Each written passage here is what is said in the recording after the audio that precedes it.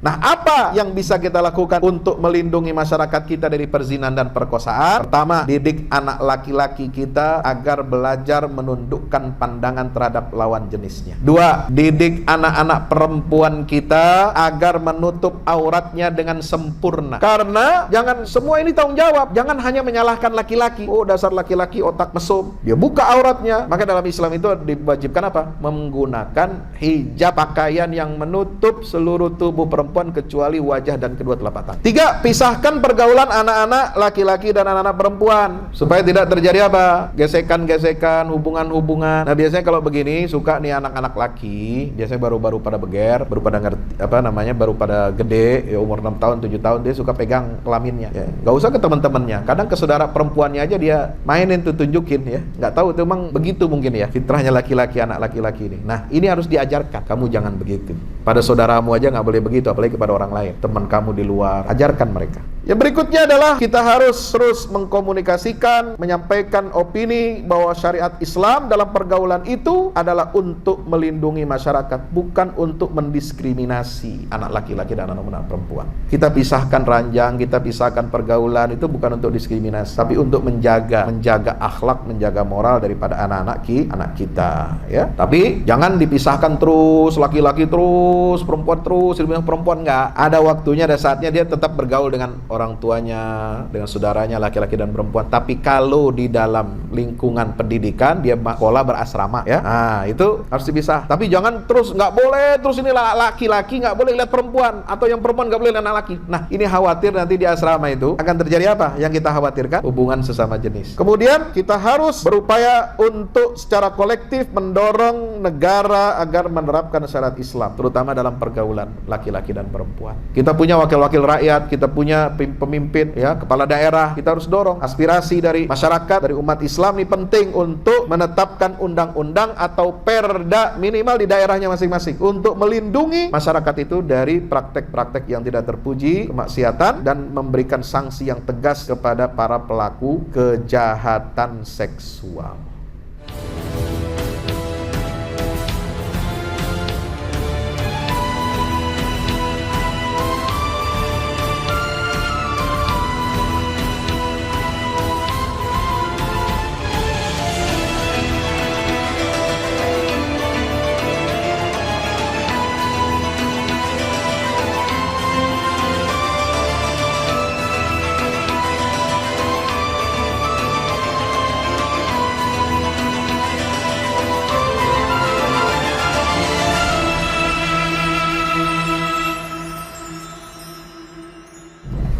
Bismillahirrahmanirrahim. Assalamualaikum warahmatullahi wabarakatuh. Innal hamdalillah nahmaduhu wa nasta'inuhu wa nastaghfiruhu wa nastahdihi wa na'udzu billahi min syururi anfusina wa min sayyiati a'malina. Innahu may yahdihillahu fala mudhillalah wa may yudlil fala hadiyalah. Asyhadu an la ilaha illallah wahdahu la syarikalah wa asyhadu anna sayyidana wa nabiyyana Muhammadan abdullahi wa rasuluh la nabiyya wa la rasula ba'dah. Allahumma salli wa sallim wa barik ala nabiyyina Muhammad wa ala alihi wa ashabihi wa man tabi'ahum bi ihsanin ila yaumil qiyamah, amma ba'd. Usi nafsi wa iyyakum bitaqwallah, ittaqullah katuqati wa la tamutunna illa wa antum muslimun. Bapak Ibu yang dirahmati Allah Subhanahu wa taala, jamaah salat zuhur Masjid Al-Badar, Badan Pendapatan Daerah Provinsi DKI Jakarta. Tema kita pada siang hari ini adalah mengenai solusi Islam terhadap masalah serius yang kita saksikan, kita alami pada akhir-akhir ini, yaitu masalah maraknya perzinahan dan juga perkosaan. Kenapa? Karena kalau kita sering mendengarkan media, membaca, ini ada angka yang sangat mengkhawatirkan. Dari berita-berita yang kami terima, tentu kemarin berdasarkan laporan dari Kantor Urusan Agama atau Pengadilan Tinggi Agama Surabaya, Jawa Timur, ada dirilis rekap data mengenai dispensasi perkawinan. Karena menurut Undang-Undang Nomor 1 Tahun 1974 tentang perkawinan di Republik Indonesia ini, dan juga Kitab Kompilasi Hukum Islam, seorang calon mempelai laki-laki baru dibolehkan atau dinyatakan sah pernikahannya kalau memenuhi batas umur. Di antaranya ini syarat-syarat administrasi negara. Kalau syarat agama jelas, ya. Tapi syarat sebagai dicatat sebagai di administrasi negara, hukum positif negara, laki-laki tidak boleh kurang usianya dari umur 19 atau 18 tahun, dan perempuan tidak boleh kurang dari 16 tahun. Dan ada upaya untuk menaikkan ambang batas usia minimal pernikahan itu, supaya tidak terjadi pernikahan dini. Nah, itu diskusi di kalangan ulama juga nanti lain lagi itu. Soal pernikahan dini ini, atau pernikahan anak di bawah umur ini boleh atau tidak, bagaimana hukumnya dalam agama, menurut negara, itu masih diskusi yang panjang. Tapi sekarang yang terjadi adalah adanya dispensasi perkawinan, ya. Pengadilan Tinggi Agama akhirnya mengeluarkan izin untuk adanya perkawinan bagi anak-anak remaja yang di bawah usia umur 16 tahun. Dan itu terjadi banyak di Kabupaten Ponorogo yang diberitakan, ya. Sebenarnya bukan Ponorogo yang paling besar. Di Jawa Timur itu, ya, ada di Kabupaten Malang ada 1455, Jember 1395, Keraksan 1152, Banyuwangi 877, terus ya hampir semua ya dari 30-an ya wilayah Pengadilan Tinggi Agama yang berada di wilayah Pengadilan Tinggi Jawa Timur, PTA Jawa Timur itu semuanya angka pernikahan yang meminta dispensasi untuk pernikahan di bawah umur ini cukup tinggi dan sangat tinggi. Apakah semuanya karena terjadi akibat pergaulan bebas? Belum tentu. Tapi juga kabar yang kita terima yang masuk dari Ponorogo itu adalah karena memang terjadi hubungan di luar nikah. Mereka hamil padahal usianya masih usia anak-anak SMA kelas 1, kelas 2, dan kemudian ingin mendapatkan dispensasi kepada sekolahnya, lingkungannya, dan sebagainya. Ada juga mungkin karena faktor tradisi atau budaya setempat yang memang menikahkan anak-anaknya itu memang masih usia belia, muda. Karena faktor pendidikan, karena faktor ekonomi, dan sebagainya. Memang kita tidak bisa menggeneralisir. Tapi data yang masuk ke kita ini cukup tinggi. Anak-anak yang sekolah, kemudian minta dispensasi dari sekolahnya, ya, untuk cuti hamil, melahirkan, dan kemudian akhirnya dinikahkan oleh Pengadilan Tinggi Agama setempat. Ini kalau kita berbicara tentang perzinahan, ya, pergaulan bebas di tengah-tengah masyarakat kita. Perkosaan, ada berita tanggal 21 Januari. Ada 3 bocah SD perkosa siswi taman kanak-kanak. Ini aneh bin ajaib. Dan itu terjadi. Ya.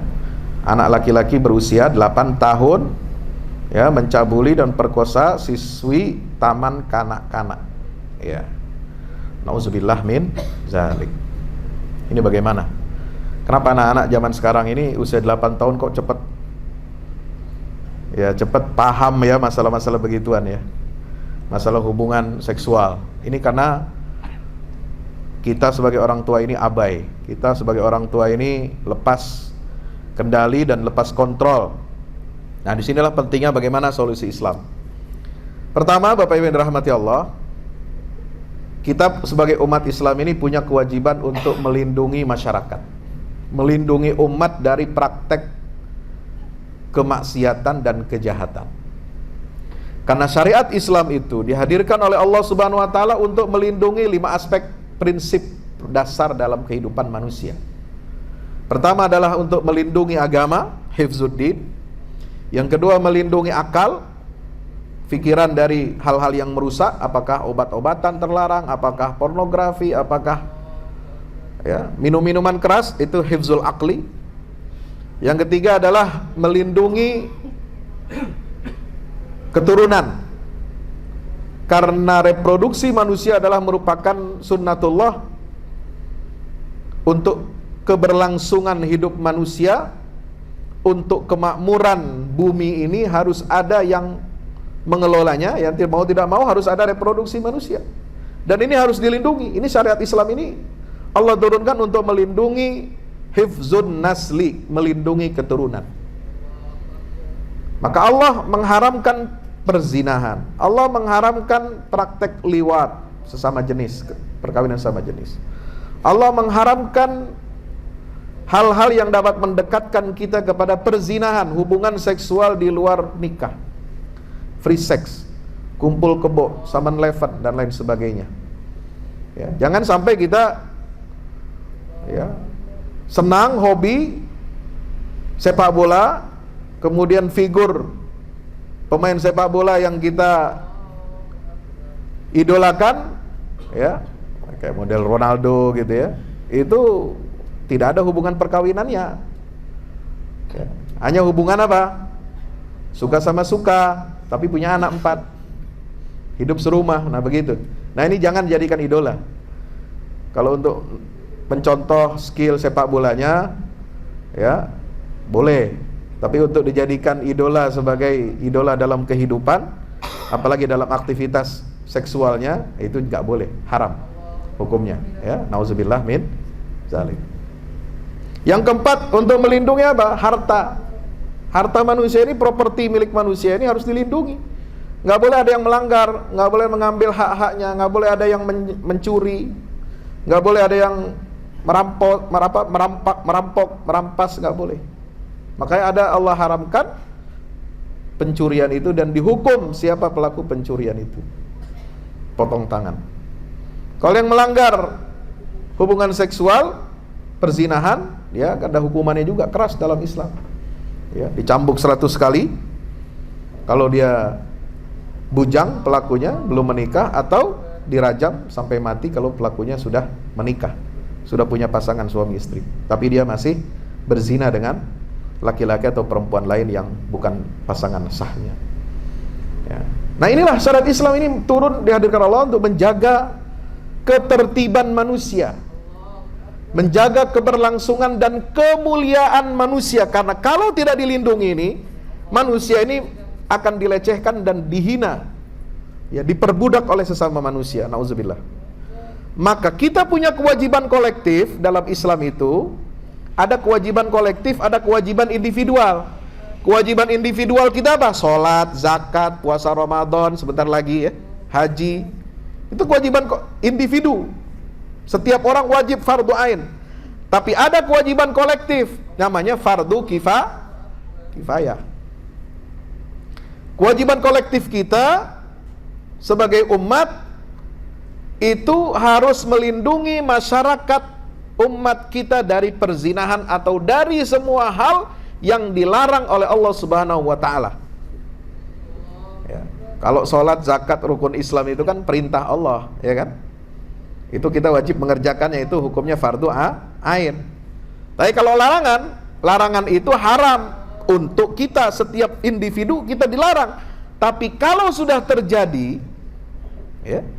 kita harus melindungi umat ini dari dampak-dampak negatifnya, dan itu sudah menjadi apa? Menjadi kewajiban komunal, kewajiban kolektif umat ini untuk melindungi umat Islam, bangsa dan negara ini dari semua dampak-dampak buruknya atau dampak negatifnya.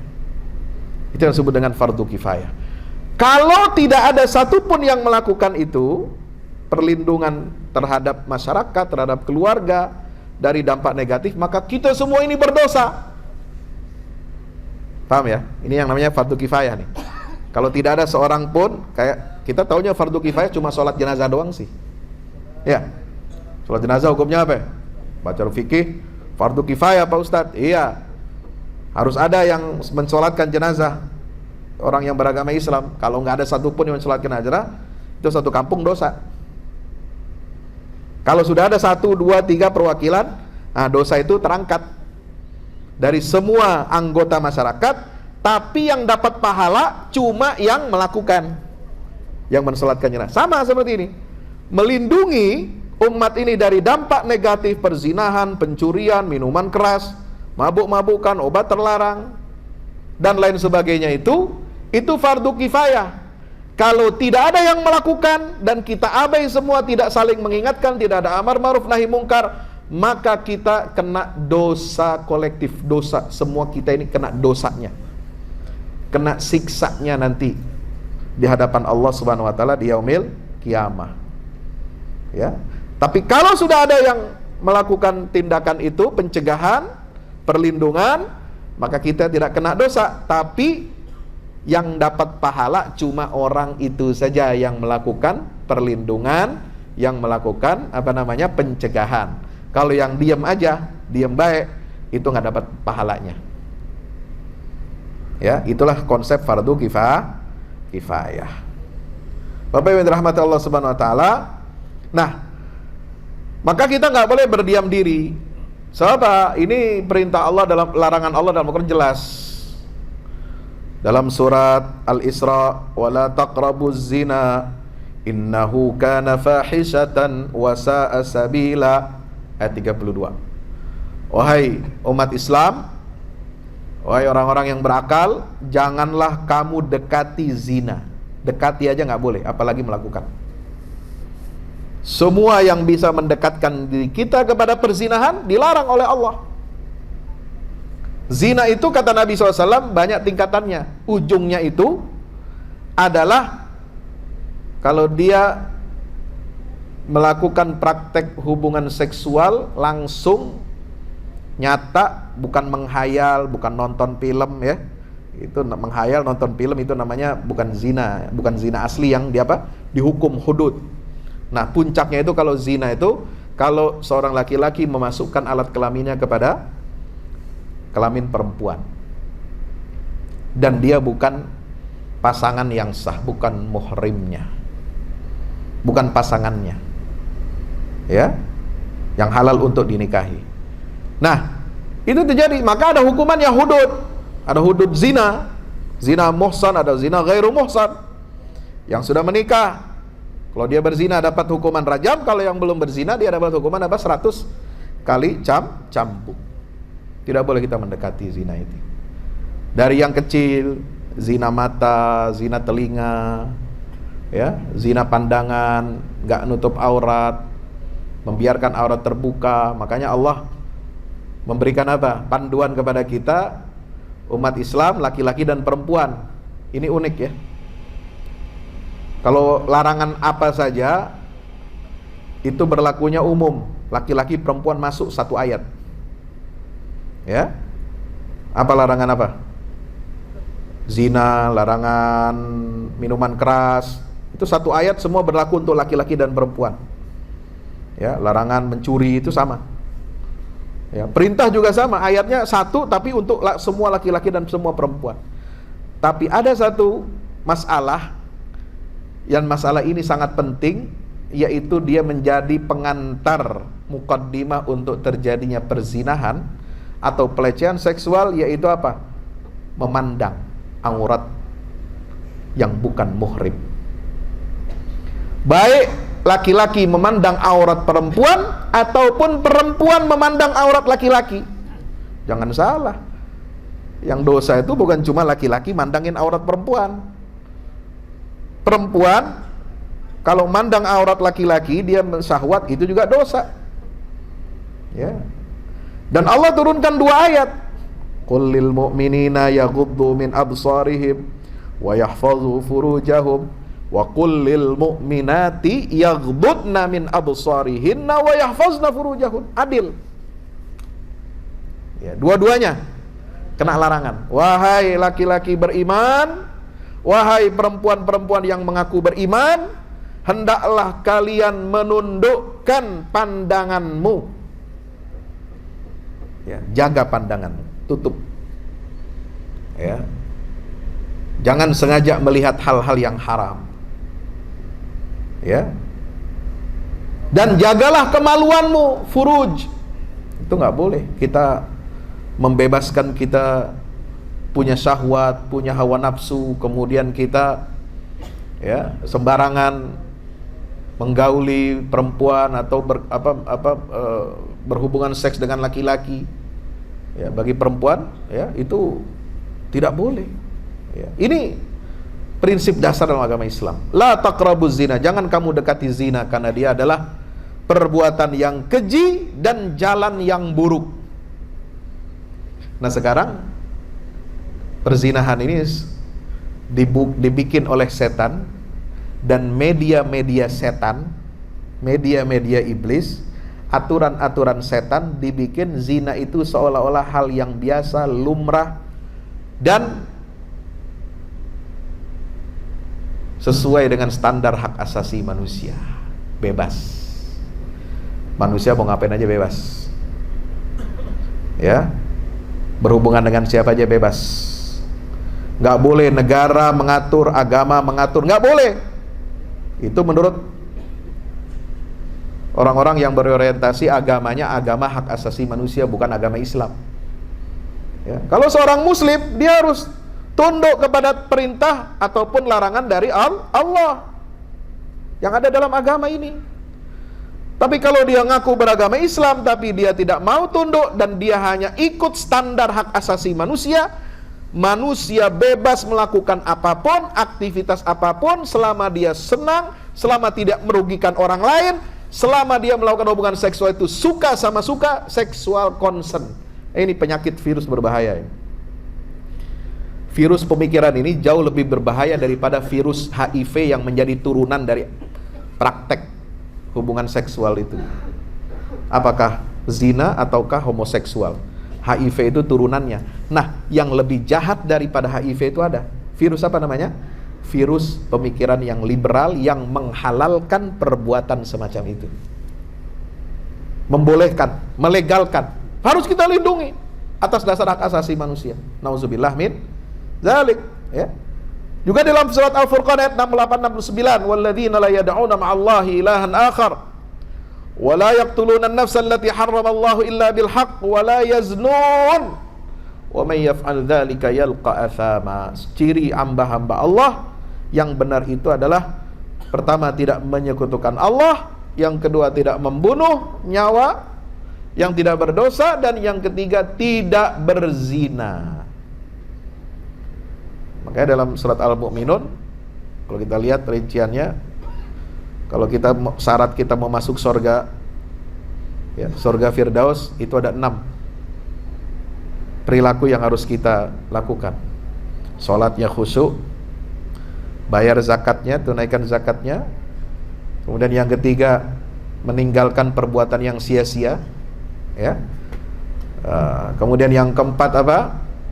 Menjaga kemaluan, kecuali kepada istrinya yang sah atau budak hamba sahayanya. Ini siapa yang dia melakukan hubungan seksual di luar ini, maka dia tercela di mata Allah Subhanahu wa ta'ala. Mereka orang yang melampaui batas. Yang kelima, mereka adalah orang-orang yang menjaga amanah. Walladzina hum li ahdihim wa amanatihim ra'un. Dan yang keenam, disiplin dalam melaksanakan ibadah salat. Ini ajaran Islam itu jelas, Bapak Ibu dirahmati Allah. Ya.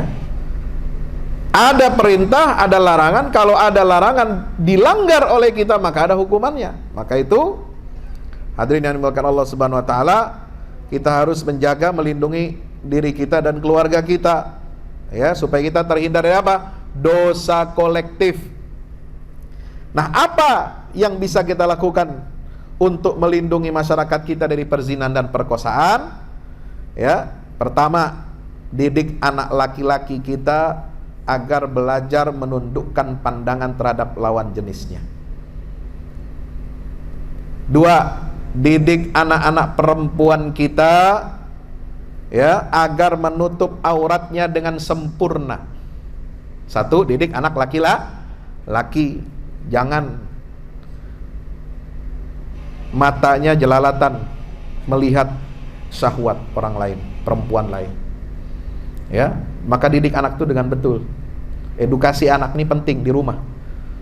Ya, makanya anak itu jangan diserahkan kepada pembantu.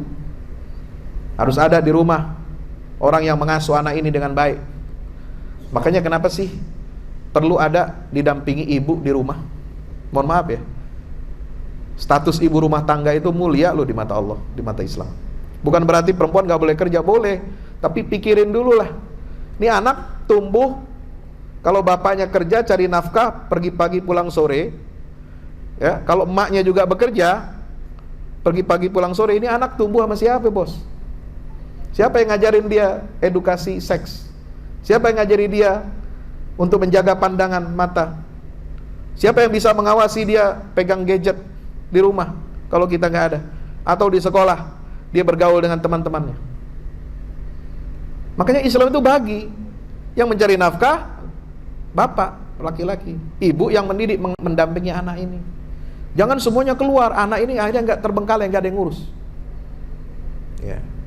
Setelah dididik oleh emaknya, bapaknya juga harus terlibat. Kalau dia ada waktu hari itu atau hari libur, bapak ini harus mendidik anaknya langsung. Kenapa banyak terjadi kriminalitas anak-anak, kriminalitas remaja? Karena negeri kita adalah negeri yang dikategorikan sebagai fatherless country, negeri yang tidak punya ayah. Anak-anak tidak merasakan kehadiran ayah di dalam hidupnya. Dapat pendidikan dari ibunya, iya, tapi bapaknya tidak. Hanya jadi mesin ATM. Hanya jadi apa? Mesin ATM aja, ngasih duit aja. Tapi kedekatan emosional, kedekatan hati, anak laki-laki dan perempuan tidak dapat dari bapaknya. Ini bahaya. Ini yang menyebabkan banyak kriminalitas di kalangan anak-anak. Jadi pendidikan untuk menutup pandangan, ya, jangan melihat aurat orang lain, itu sama buat anak laki-laki dan anak perempuan. Yang kedua, mendidik anak perempuan supaya apa? Menutup auratnya dengan sempurna. Karena jangan semua ini tanggung jawab, jangan hanya menyalahkan laki-laki. Oh, dasar laki-laki otak mesum, dasar laki-laki mata binal. Ya, binalnya juga perempuan sama.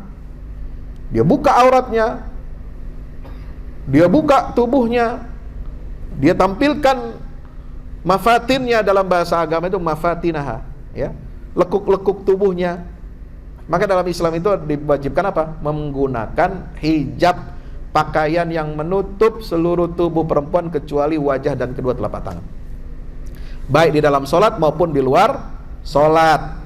Catat baik-baik, bukan hanya sholat bos pakai mukena, ya, tapi di luar sholat juga harus menutup aurat sempurna.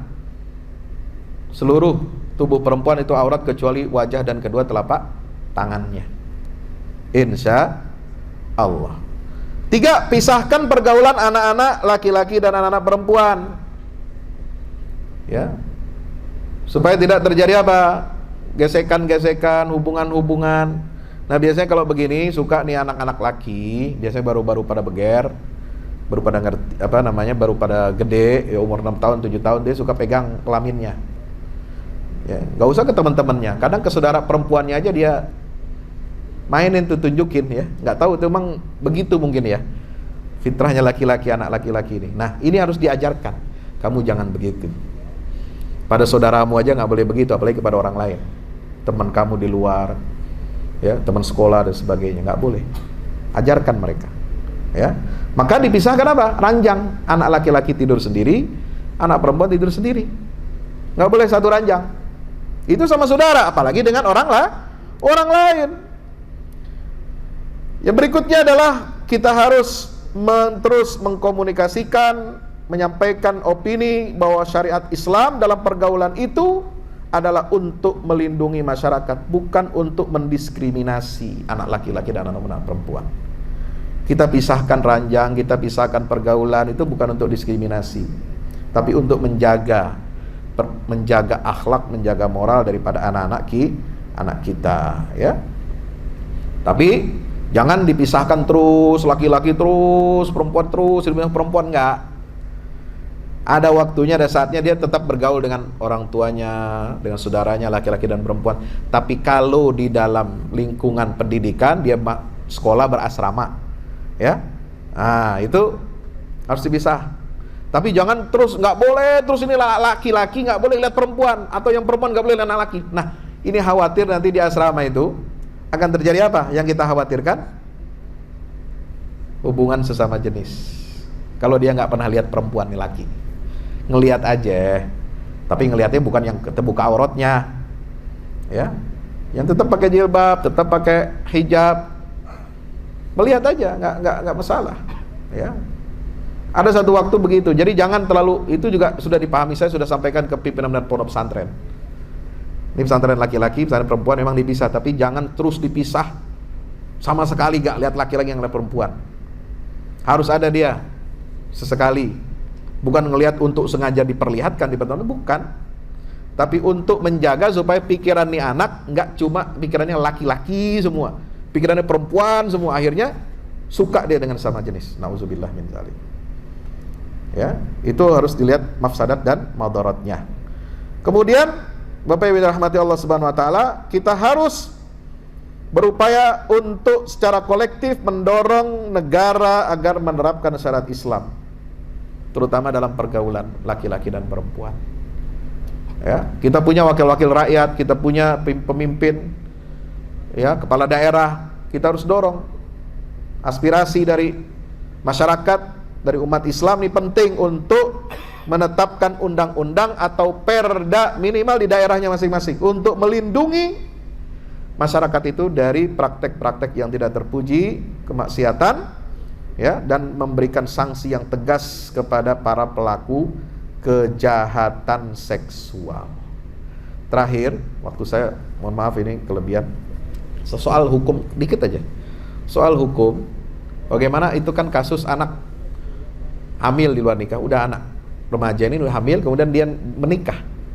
Apakah dinikahi oleh laki-laki yang lebih dewasa, orang baru, atau yang dinikahi dengan laki-laki yang menyebabkan dia hamil? Bagaimana hukum anak hasil perzinahannya? Bapak yang dirahmati Allah, semua ulama berijma bahwasanya anak yang lahir dari hasil perzinahan, ya, itu dia tetap lahir dalam keadaan fitrah. Dia tidak mewarisi dosa perzinahan orang tuanya. Ya, ini satu ya. Jadi jangan kita memandang anak zina, anak hasil zina itu lalu kita pandang dia remeh, lalu kita hina, kita lecehkan, lalu kemudian kita, ya, telantarkan. Nggak boleh. Anak zina itu tetap harus anak hasil zina, bukan anak zina. Anak hasil zina itu harus kita tetap muliakan, kita didik, kita jaga, dan tanggung jawab kita semua itu untuk memuliakan anak ini bagaimana dengan pendidikan yang baik. Yang kedua, anak hasil perzinahan itu tidak boleh dinasabkan kepada laki-laki yang menyebabkan dia lahir. Bapak biologisnya, kalau dia jadi bapaknya, kawin sama ibunya yang sekarang. Ya. Kalau yang dia ini laki-laki menzinahi perempuan lalu menikahi perempuan tadi, tapi dia sudah hamil duluan, setelah lahir baru dinikahi. Nah, si bapak biologisnya ini tidak punya, ya, hak untuk dinasabkan anaknya kepada dirinya. Sama dengan kalau misalnya dia menikah perempuan ini, kemudian yang hamil lahir anak ini dia menikah dengan laki-laki lain, itu sama, tidak dinasabkan kepada laki-laki biologisnya itu, tapi dia dinasabkan kepada ibunya.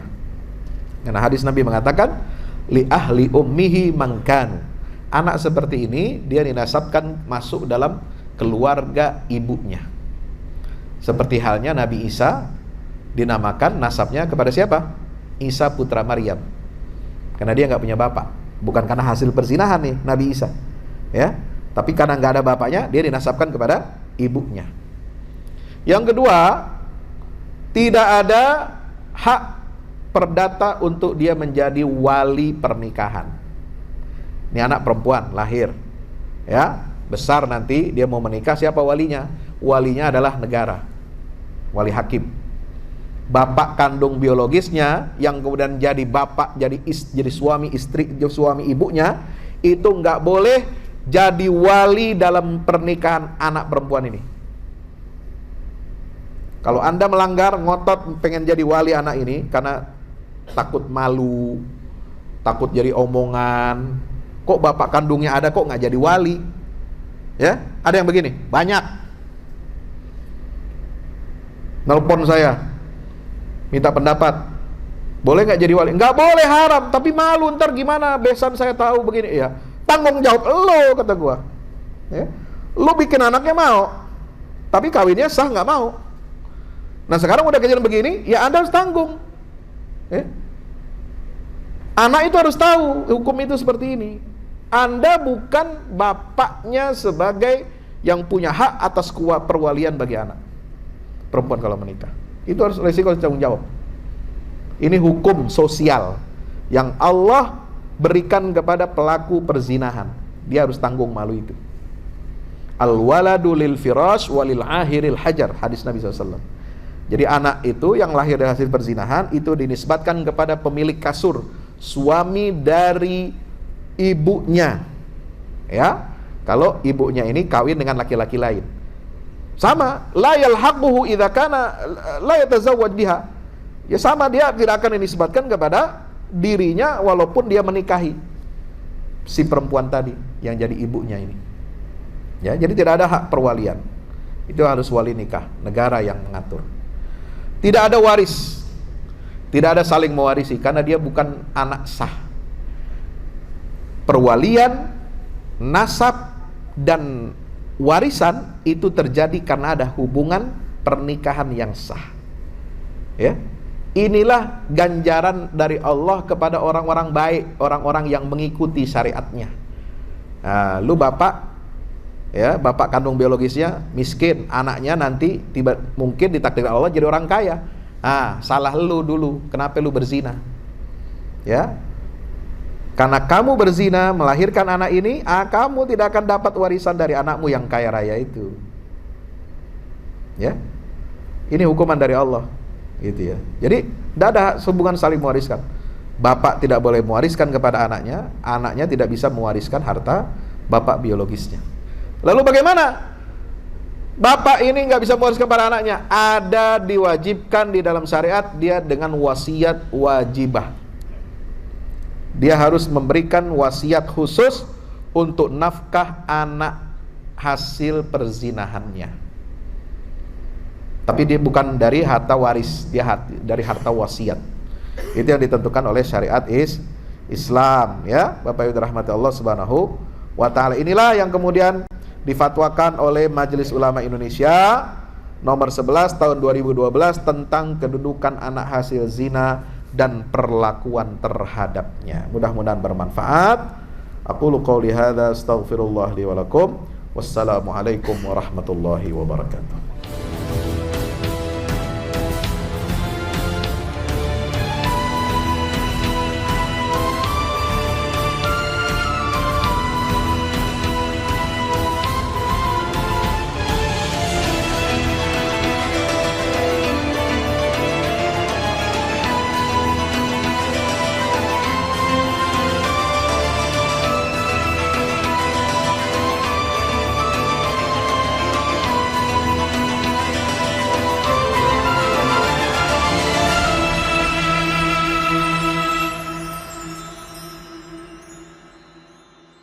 Assalamualaikum warahmatullahi wabarakatuh. Alhamdulillah kita udah selesai pengecoran rooftop ya. Itu apa? Tangga buat ke bawah. Yang ini di atas buat toren 2 biji. Ini semua udah dikeliling tembok. Ya, ini untuk lantai paling atas buat futsal, buat jemuran, buat apa, tanaman hidroponik juga ntar insya Allah ya. Terus support ya teman-teman.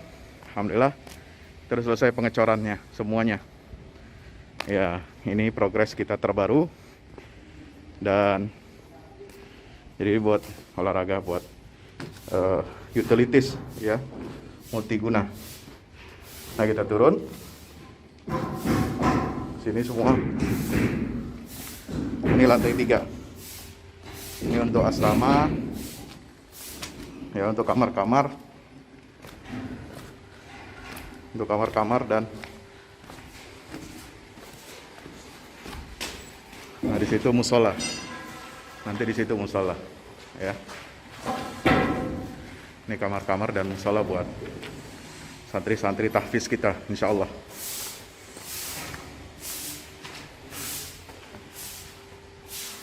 Nah, ini lantai 2 kita turun.